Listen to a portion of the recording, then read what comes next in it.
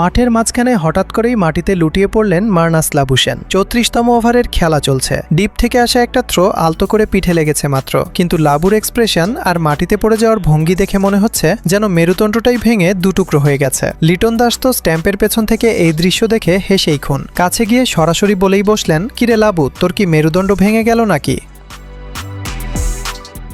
লাবুশেনের এই Oscar winning অভিনয়ের পেছনে কিন্তু একটা বড় সাইকোলজিক্যাল সমীকরণ আছে। সময় নষ্ট করা, ড্রিঙ্কস ব্রেকের সুযোগ নেওয়া আর স্নায়ুচাপ কমানো। আজকের ম্যাচে অস্ট্রেলিয়ার শুরুটা ছিল একটা নিখুঁত দুঃস্বপ্ন। প্রথম পাওয়ার প্লেতেই মাত্র 37 রানে 4 উইকেট নাই। ড্রিঙ্কসের সময় স্কোরবোর্ডে জ্বলজ্বল করছিল 51 রানে 4 উইকেট। ঠিক সেই খাদের কিনারা থেকে দলকে টেনে তোলার দায়িত্বটা নিলেন সেই লাকি লাবুশেন। একবার রান আউট মিস, এরপর 18.2 এবং 30.3 ওভারে দুইবার বাংলাদেশের রিভিউ থেকে আম্পায়ার্স কলের কল্যাণে বেঁচে যাওয়া। ভাগ্যের দেবী আজ যেন পুরোপুরি তার দিকেই তাকিয়ে হাসছে। অন্যদিকে ক্রিজে তার পার্টনার জেভিয়ার বাটলেট খেলছেন এক দুর্দান্ত ক্যামিও। মিরাজের বলে ব্যাকফুটে গিয়ে মিড উইকেটের ওপর দিয়ে যে বিশাল ছক্কাটা তিনি হাঁকালেন, গ্যালারিরই তখন একদম স্তব্ধ।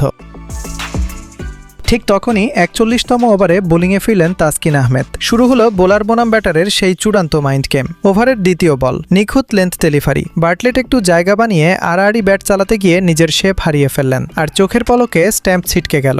52 রানে থামল বাটলেট ঝড়। পরের বল, ক্রিজে নতুন ব্যাটার অ্যাডাম জাম্পা। তাসকিনের রান আপের আগে বড় করে শ্বাস নেওয়া। ফুলার লেন্থের একটা ম্যাজিক স্পেল। বলটা সাপের মতো এঁকে বেঁকে সোজা ঢুকে গেল ভেতরে। জাম্পার ব্যাটের ফাঁক গোলে সোজা আঘাত হানল মিডল স্ট্যাম্পে। Golden duck. চোখের পলকে back to back wicket. Hattrick ball, স্ট্রাইকে নাথান এলিস। গ্যালারির হাজারো দর্শক তখন দাঁড়িয়ে গেছে। তাসকিনের বলটা স্কিড করে এলিসের প্যাডে লাগতেই জোরালো আবেদন, কিন্তু এবার আর উইকেট মিলল না। এরপরই হঠাৎ আকাশ ভেঙে নামল বৃষ্টি। 186 রানে 8 উইকেট হারিয়ে অজিরা তখন কাঁপছে।